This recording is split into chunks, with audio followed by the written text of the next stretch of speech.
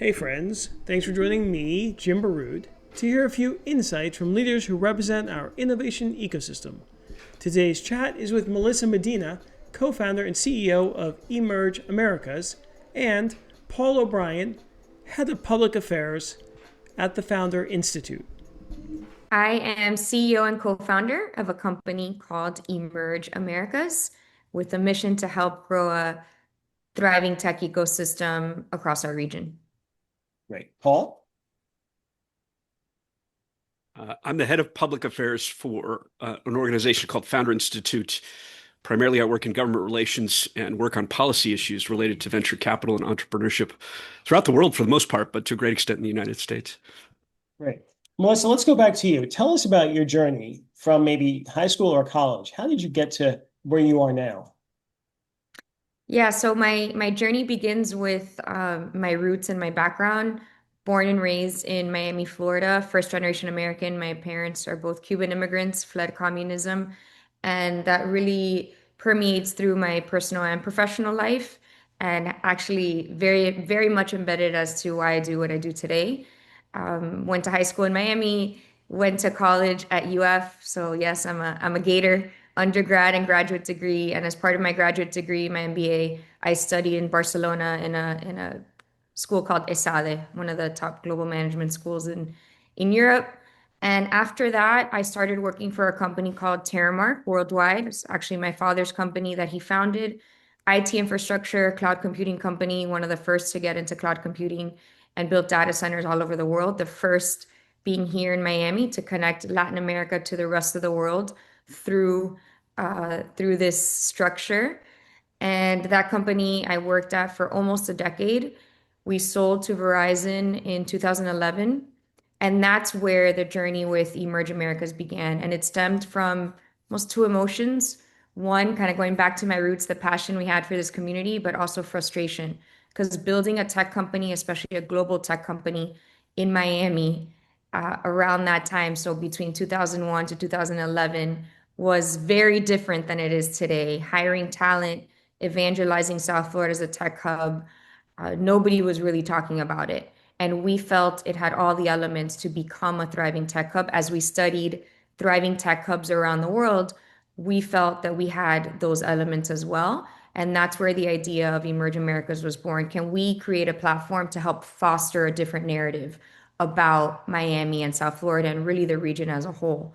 And the first sort of project under that ambitious mission was to create a global tech conference, very much inspired by having attended South by many times in Austin before and conferences all over the world pitching our products and services. We realized there was none anywhere near Miami at the time. And we felt if we brought all the tech ecosystem stakeholders together in Miami, that people would start using Miami and tech and South Florida and tech in the same sentence. And now it's been 12 years. That conference is now global annually. We attract almost 22,000 people from over 60 countries. We concentrate on innovation across several verticals, and then we host another 40 to 50 convenings per year, not only in Miami, but throughout the US and Latin America as well. That's It's been, amazing. I been can't wait quite to a learn. journey. It really is. And we'll circle back on that when we talk about the Miami ecosystem Sure. more and what you've done there so effectively. Paul, tell us about your journey. Yeah, I love hearing some parallels because in our work, everyone in our work as entrepreneurs, our roots, where we come from, the passion that we have for this kind of stuff is frankly foremost. You see a lot of burnout in startups, you see a lot of burnout in ecosystems, and it's because you got to find the folks that grew up dealing with this kind of stuff and learning what to do about it in a way that it's personal. I grew up in Michigan, uh, and Michigan at the time at our age was not necessarily the best economy, wasn't necessarily the best ecosystem in general, right? Detroit at that point was dead, and so was most of Michigan for that matter. And so my father and my family moved around a little bit as he looked for work, and he had a successful career, but it was in a difficult economy. I got lucky in that I moved to the opposite of that experience. I went through Arizona State, so I went to Arizona for a little bit to get out of the cold. That's why I like Austin now, and certainly Miami as well. But then I ended up in Silicon Valley right out of school. So my career trajectory is a series of experiences that led me to where I am today, which is appreciating or considering that it shouldn't be this difficult for most cities. It shouldn't be difficult for most startup founders. That there's a lot of waste in what we do, and I think we'll talk about that. But my journey was at a major innovative company called Yahoo, to a couple of startups that were successful and exited. To being an EIR and a consultant in marketing for venture capital firms in Silicon Valley, and so you can imagine I went from difficult to more money than God's, so to speak, and a series of consistent successes. And then the mortgage crisis hit, right? The federal government or our banking institutions got in the way, if you will, of how things might work or should work, and our economy collapsed. And so I picked up and moved to Austin about 16, 17 years ago. Similar to Miami then, Austin, it was a challenging place. Certainly we had a lot of tech. Dell was here and IBM was here. We had a lot of tech, but I characterized the difference as, while we had a lot of tech, we didn't really have the identity of an entrepreneur or a startup. And so a lot of my work here was learning from my experiences on one side of the equation in Michigan and the other side of the equation in Silicon Valley, and starting to weave together a narrative or the narrative that tends to make sense, which is that we have to understand how to develop an ecosystem that is more than just being software engineers who want to start companies. And we need to celebrate that and talk about it. We need to expose it globally. And so here in Austin, I've been doing that for a while. I've been with an organization called Founder Institute, which I mentioned. Founder Institute for a long time. We run incubators in about 300 cities. But like I said, my work with them is actually at a policy level.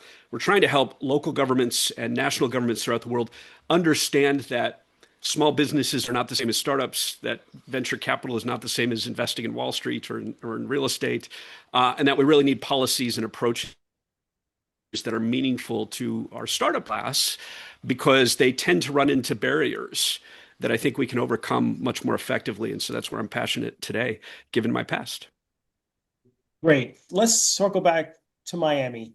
Okay. Melissa, tell us sort of how obviously your organization has been so impactful in the region, in the city. But tell us sort of how that ecosystem has grown. We hear a lot about Miami, and you've been there forever. And so tell us sort of how you see it from your native eyes, frankly. Yeah, I mean, it's been pretty incredible to see the change in Miami, specifically when we're talking about tech, entrepreneurship, innovation in the last decade. And we have been very fortunate to play a role in that. There's no question, with not only our global tech conference, but those 3 different accelerator programs. And our theory has always been, if we are able to help founders scale, connect with capital, connect with corporate partners through our efforts here in South Florida, that's going to create a very positive snowball effect in an ecosystem, right? Because they will hire talent, or they'll exit and then start another company here. So we've seen massive acceleration in terms of just founders building and exiting and creating companies here in South Florida. There are certain elements also that have happened, Jim, to your point, where people are now really talking about Miami globally as a tech hub. And there's no question that COVID played a major role in that.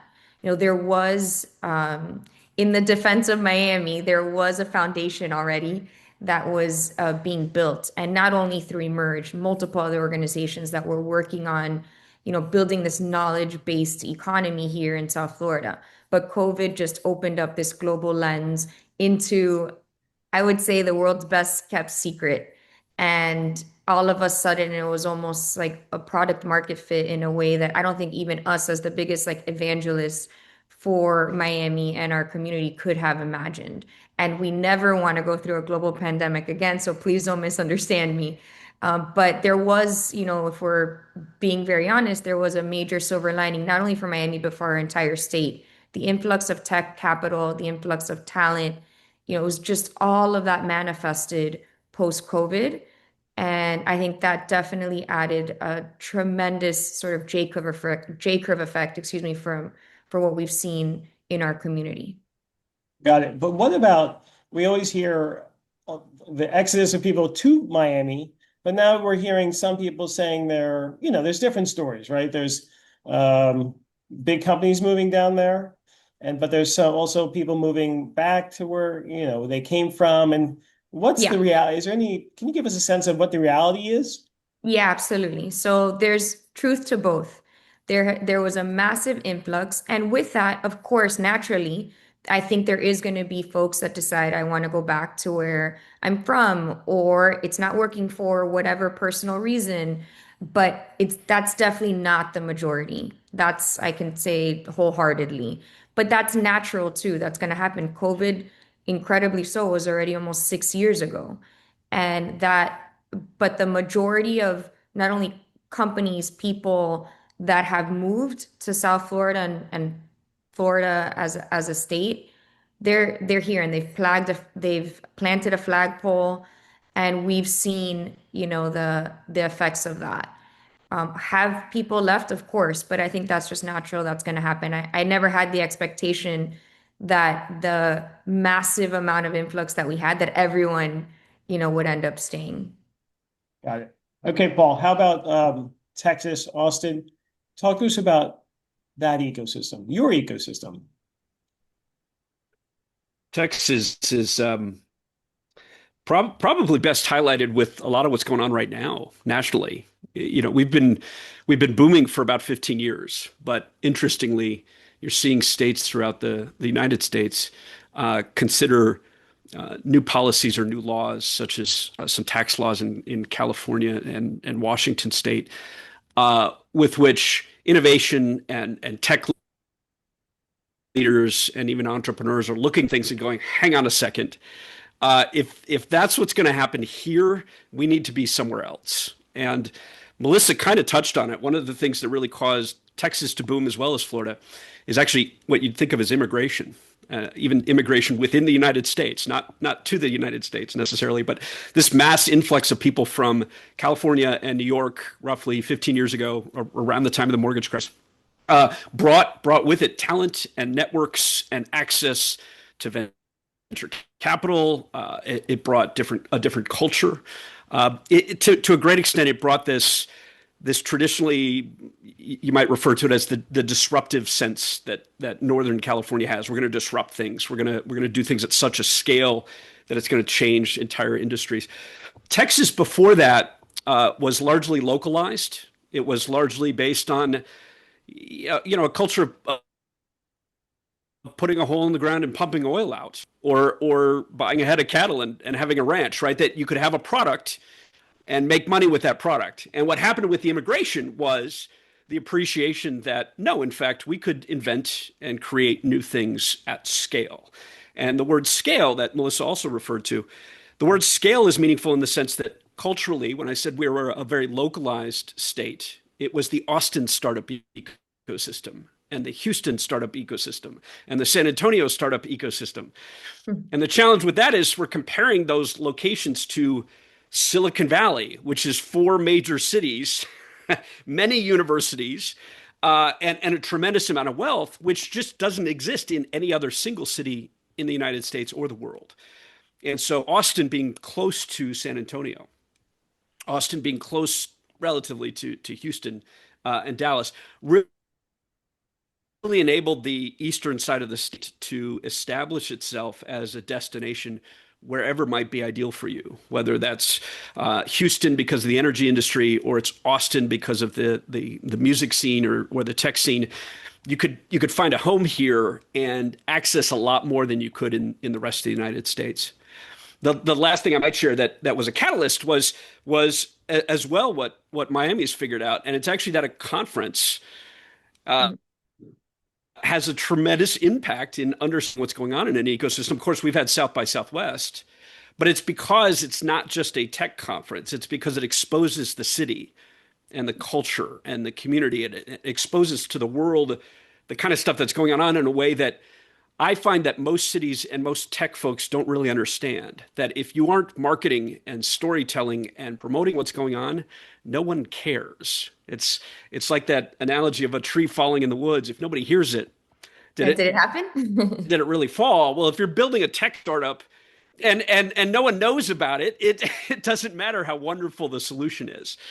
So over the last 15 years, we've seen dozens of venture capital firms move to this part of the world. We're now emerging into what you might consider a second stage or really even a third stage of tech, which is specialization rather than just being a startup ecosystem. Austin and Texas are really starting to own the things that we do well and acknowledge the things that we don't. Because specialization is kind of the next phase of what's meaningful in innovation, that we can't be all things to everybody, and we shouldn't be. There are certain things that work really well here and certain things that just don't make sense here. And that specialization enables us to help everyone with better investments, better returns, as well as better mentorship, better advisors, better startup programs that are meaningful to the entrepreneurs that can do the kind of things that are important here. Got it. I didn't realize it was all the way back 15 years ago that started. That's really interesting. I thought it was more recent. Even before, I mean, South by's been in Austin longer than that. I think Austin has started. Well, so yeah, Austin started before for sure. The reason I might characterize it as a third phase is you're right that if you really think about what's neat about Austin and even think about your city, that we actually started in the 90s, right? Mm-hmm. With Dell, with HomeAway, Airbnb, similar kind of company, that with the emergence of the internet, we did see Austin lean in on those things. Arguably, you could go back further to the semiconductor phase. And then we went into the internet phase. And it wasn't until, or it was when the mortgage crisis hit, that we hit another boom. So it really wasn't when it started. It started before then. It's just that the catalyst for entrepreneurs and startups really required a lot of, again, immigration into the region to show the local community that we could think differently, we could do things differently, we could think bigger, we can access New York and not just be stuck here in the city of Austin. And that's what enables the founders to take greater risks and do bigger things. Got it. Now, what about the recent, migration of folks from California, including the Elon Musk effect? How has that affected the state? There's also, as I said, people have been moving back as well. I've heard stories of that as well. So give us a sense for how you see that, both dynamics, right? The latest influx, but also folks, maybe returning post-COVID. Yeah, it's interesting because when you watch that play out socially, publicly, it looks like a very political issue, right? It seems like it's very conservative versus progressive or right versus left.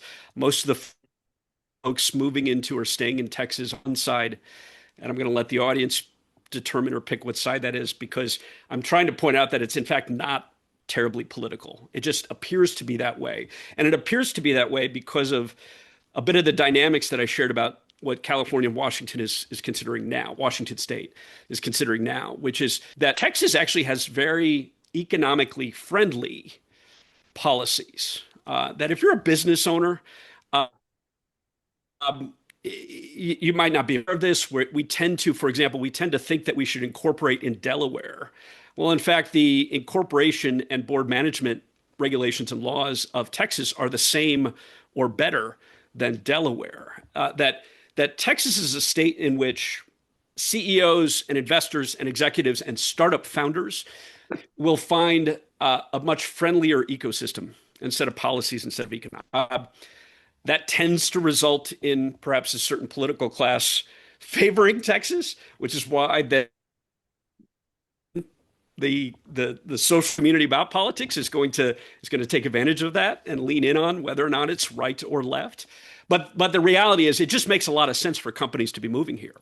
And so indeed you had Elon Musk move here, you've had Peter Thiel move here, you've had like I said, a number of venture capital firms open or reopen here because they were here in the 90s, but they're back. The question to ask is why have they done so? And again, that catalyst was probably the mortgage crisis, right? The mortgage crisis said to the world, hang on, we need to take a better look at policies in general, laws and regulations in general. And if we want innovation to thrive, we want to be able to take risks and invest in those risks. We need to minimize other implications, other hindrances like taxes or like policies that are onerous as much as possible. And so we can either do that as a country or we can do that on a state by state basis. And what you're seeing is a lot of people move to Texas because on a state by state basis, it makes a lot more sense to be here. The departure, amusingly, the reason we know this isn't terribly political, even though they try to spin it, the departure is actually this. It's that if you're not comfortable with 120-degree heat, don't move to Austin. Don't move to Austin. We see most of the departure in June, July, August, September, because this is one of the hottest places in the country. And so we do see a lot of people move here and just realize that is not the environment I want to live in. And so bless you for that decision. Honestly, don't move to Austin if you're not comfortable with that kind of climate, because that's what you're into and that's what you're up for if you're going to move this way. Yeah, fair enough. Definitely parallels from a lot of what you're saying in Miami as well, or in Florida. You know, a lot of people have moved here personally because of the tax benefits, and it's much more favorable for a business and or on a personal level to live in Florida right now as it is to live in California. And so those are just data points. And whether you choose to live in California or Miami, it's a personal decision, but there's no question that, you know, Florida and, as Paul was mentioning, Texas, you know, they're just much more favorable when you're looking at tax implications. For sure. Well, and Melissa, what about trends you're seeing in, Florida and beyond as far as the, growth of startup and tech ecosystems? So is there any, things that sort of catch your eye or opportunities or challenges you're concerned about? Yeah, I think one thing that we're bullish on is tracking the data, because we don't want to just believe ourselves as evangelists, right? So about 6 or 7 years ago, we started publishing and tracking venture activity throughout our state, and we release those insight reports, is what we call them, twice a year, biannually. And through that, we're able to see what are the trends, where are VC dollars being spent, what verticals are they going into, what's the volume like, and a couple things and trends that we're seeing. One, excitingly so, we continue to see an increase in venture dollars in our state every year. I mean, 10 years ago, I don't even know if we were ranked in the top 30 or 40 uh, ecosystems in the US. And now, as a state, we're fifth in the nation. That is massive for us. And although there's still a big gap between investment dollars in the state of Florida, investment dollars in California, for example, we're seeing that year after year we continue to increase, whereas California is kind of staying stagnant. And so it's a good trend for us. And then vertically speaking, most VC dollars are going into fintech here, so into financial technologies, very close behind into health technology. So those are two of our strongest verticals throughout our state. But interestingly, a trend we're watching very closely and that we're wrapping our arms around throughout all our efforts in Emerge Now too is dual use and defense technologies. And that's happening for a myriad of reasons in our state. But we're watching that really closely. So I'd say those are kind of trends to keep an eye on in Florida. What about you, Paul? What are you seeing? Yeah, let me give you three, and I'll actually start with the last one that Melissa shared as well. That's that next phase of maturity that we see in cities throughout the country, that we start to specialize. And so in Texas, certainly defense is as well here. I think that's a pretty Definitely. substantial one in certain states throughout the country. It's big in Washington, D.C., frankly, as well. There's a great program in Washington called Penn West, focused on national defense. So certainly defense, the energy industry. The energy industry is probably the best example for everyone in your audience to best understand how and why we need to move into specialization. You're not going to see the energy industry emerge in Oregon or Michigan as a prominent startup sector or innovation space. It just doesn't make sense there, right? It makes sense in Texas. We've got the sun, we've got the oil, we've got the logistics to move stuff, we've got the land to put wind in place. So you identify what makes sense there, and you lean in hard on it. The third is probably loosely related to my world, and it's either gov tech. We're seeing a lot of political tech. Frankly, too, what Melissa touched on, the fact that we need more data. We want more metrics that prove that what we're doing is right. We're seeing the fact that Texas is such a large state. It has a lot of influence on politics, has a lot of influence on education because of that, has a lot of influence on healthcare because of that. And so a question that's meaningful here is, what kind of legislation are we putting in place in the state? Is that actually effective? Is it right? And can we develop technology or solutions that help other places do the same and learn from whether or not policy is meaningful? It's a big government state. So, of course, we're going to have a big government sector. That'd be my number one thought in terms of trends. Number two would be really an important distinction that's just starting to emerge. And it's that we're learning, we've been learning, but we're seeing that of new businesses and startups as concepts is a big mistake. That Austin rolled out as being a big startup hub and included and encouraged everyone to start anything. Everybody can be an entrepreneur. And 10, 12 years later, we've learned that's not the case. That a small business is not the same as a startup. A startup is not the same as a small business. That not everybody can or should be entrepreneurs. It's a lot of work, it's a lot of effort, and it's a lot of hardship. And so we're starting to see this movement into making sure that we distinguish what do we mean by startups, what's actually included in that, what kind of investors are actually meaningful to that, what kind of mentors actually have that experience. A good example is that marketing agencies, marketing service providers usually aren't beneficial in startup ecosystems because the startup founders themselves need to do that kind of work. You can't just outsource something like marketing to a company that you're going to pay for it. So splitting things up and distinguishing them better.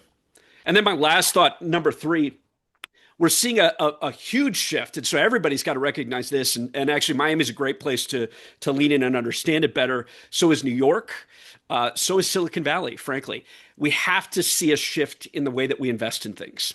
We're seeing that a lot in Texas, right? That with the emergence of crypto, with the of those considerations or those questions at the SEC, with the changes in tax policies, with the influx of people who want to invest in startups, we've got to start thinking about how we put in place different business models for the investor class. And we saw a little bit of that in things like kickstarting or crowdfunding, but that was really just the early stage of realizing that we've got to change the way we fund some things. We're starting to see a lot of that emergence. There's so much going on here.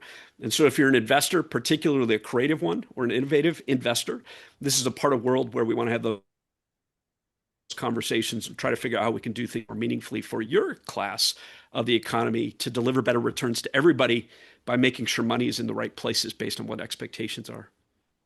I think another sort of vertical or industry that is kind of up for grabs right now, and I know there's a lot that Florida as a whole is doing in the space is quantum.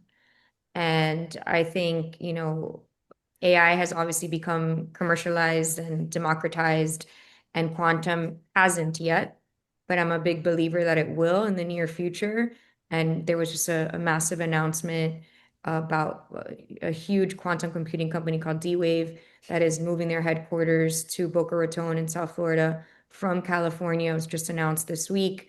And I think you're going to see more of that. And in not only in Florida, in different states that are vying for what's going to come next with quantum. I think there's a massive opportunity there. And I was excited to see that Florida, is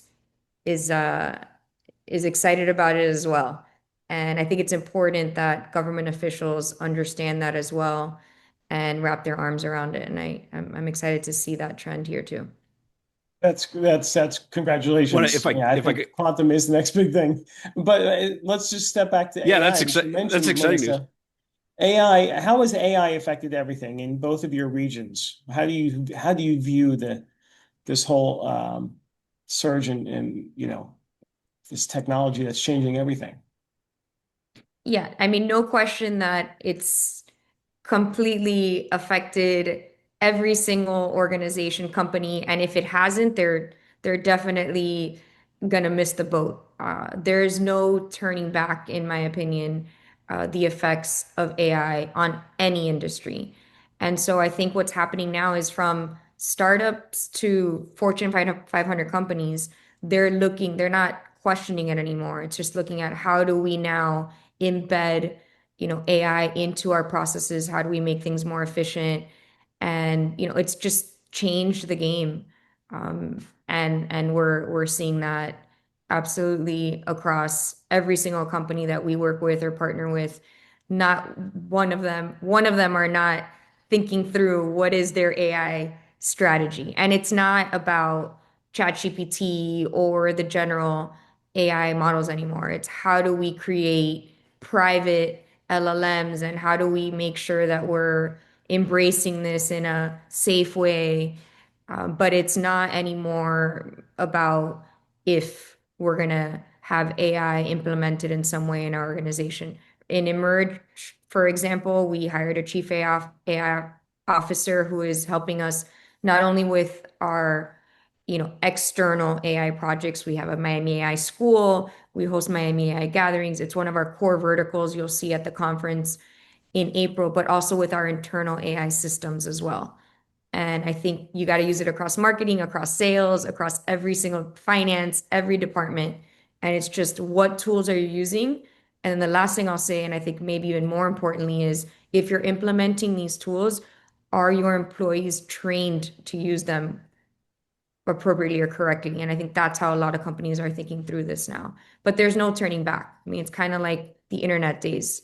Is everyone gonna have a website? There was a question around that in the beginning. And yes, you have to be thinking through your AI strategy. No matter whether you're an SMB, startup, scale up, growth stage company, Fortune 500, you have to be thinking through it.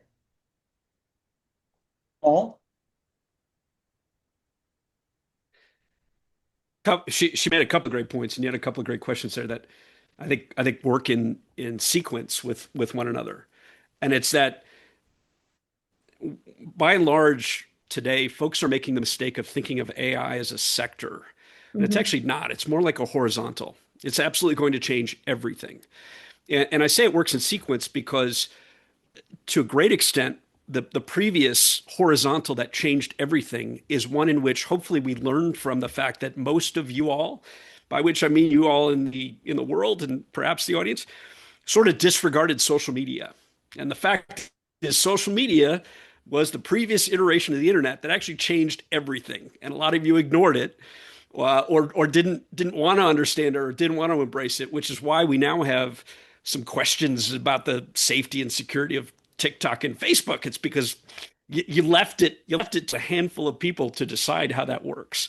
And it's important to appreciate that even before that, she's right. Even before that, what was the thing that changed everything? It was just the emergence of the internet, having a website. If you don't have a website, you're left behind. That's the way AI should be approached now. It's not like finance or fintech. It's not like healthcare. It's not a distinct sector. It's going to change everything.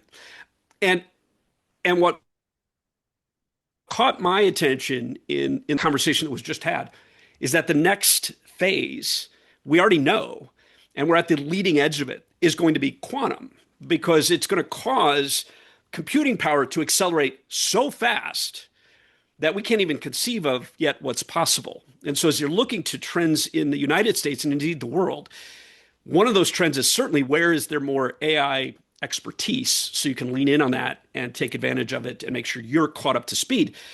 But the next trend is where is quantum really going to merge? And interestingly, it's a great question in the startup sector because of what Melissa shared about commercialization of it. that a lot of the research in quantum is in the Northeast, all the way over to Chicago, with the University of Chicago, certainly MIT and so forth. You see a lot of the research there. And historically, those research sectors of our economy have not been terribly good at commercializing things. That's frankly why Silicon Valley emerged, was they were very good at commercializing what was largely they took it and they ran with it.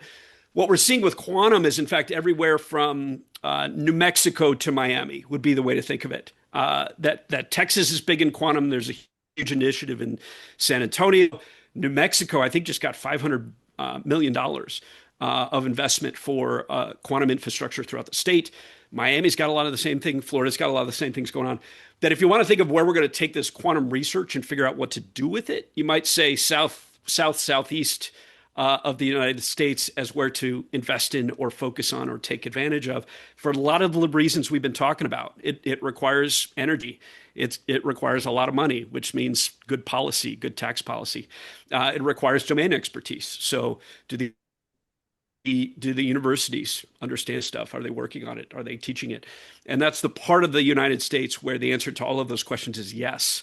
So the big trend that I would say is emerging is, one, better than social media, everyone is taking advantage of AI. Thank goodness for that. Do it, lean in, understand it, apply it. You don't have a choice not to, because it's going to be the case anyway. And then number two, what's coming next is everything's going to move a lot faster than we can even conceive. And so if you're not catching up or keeping up with it now, you're going to be further and further behind as we move into what's coming down the line.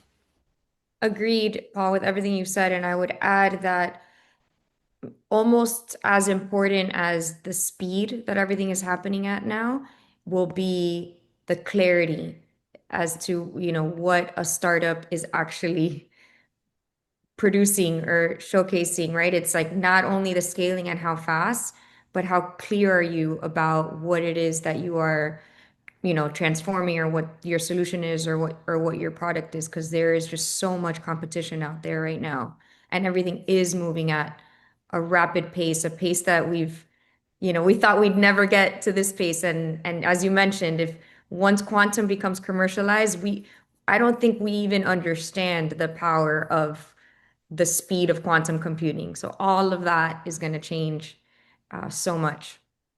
Yeah, for sure. That's a great point, One of Melissa. the words, I agree. One of the words that I love seeing emerge more this year. You'll see it in 2026 because I just started seeing it maybe a month ago. Is storytelling. That if you aren't storytelling effectively, not just telling your story the way you want to, not just the way you want to pitch. If you're not learning how to develop a wonderful narrative that's impactful and reaches people, again, it almost doesn't matter what you're doing because of how much competition there is. That look for those jobs or those keywords. You're going to see a lot more demand for storytellers who know how to get out what it is that you're doing in a way that's impactful, reaches people, influences people.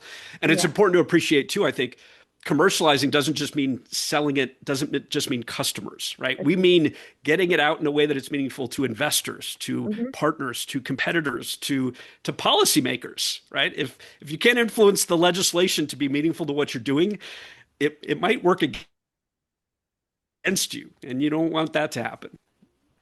Yeah, no, that's another good point, right? With all the saturation of Me Too's, right? With AIs being able to spin up everything, brand and storytelling are going to be major differentiators in those companies that are successful compared to others. This has been a great conversation. We usually, do a just one thing. So I'd love to get your predictions for 2026 for the startup ecosystems in general. So Melissa, what's your prediction? My prediction for the 2026 startup ecosystem, I think we're going to see a lot more of vertically specific AI. And I think that's going to be a trend. We're going to see it, I think, a lot in healthcare specifically. And I think we're going to see a lot potentially in the fintech industry, even logistics. And that's the trend that I'm seeing specifically within AI. Great. Paul? I don't know if I have a startup specific thought so much as what I would point out is that where we are in the timing and trends of the economy and government and so forth, it's the perfect time to start leaning into investing through venture capital funds. That we've gone through this lull of not being certain what AI is, right? We've gone through this lull of being certain where policies are going to go with Washington, D.C. We're starting to get comfortable again with the way things are going to be, which means that if you're interested in being an investor, if you are interested in taking advantage of this stuff, the smartest move to make right now would be to be a managing director in an emerging fund, or to be an LP in an existing fund. Get that capital to work. We're starting to understand how to put it to work for people. And so now's the time to take advantage of it. And the distinction I'm making is don't be an angel investor. Don't be an angel investor. Be in a fund where you're working with people that have resources and experience. You have a greater depth of capital, because all of this stuff that we're talking about is incredibly expensive. The demand and the opportunity for it, in a way that it's transformative, is a lot of heavy lifting, a lot of investment, quantum, AI data centers, right? Not AI applications, but actual investment in the technology. It's big, heavy stuff, which means there's a lot of opportunities for capital to get in and get great returns out of it. Best example I can find of that, or share of that really quickly, would be Sequoia, which is investing almost entirely in the sector, knowing that if they own Astronomic and they own some OpenAI and they own the whole stack, there's no way that they can have a bad investment in that sequence of opportunities in AI, because all of that working together is going to have a meaningful outcome for the next phase of humanity and the economy. If you want to be a part of that, now's the time to jump in. I would also say if you're not following the quantum trend, I would get on that train very soon too. If you want to be ahead of a trend, I would um, emphasize that. Start following it. Great advice. Great advice. We usually end with a poem or a quote or a saying. Melissa, what do you have for us?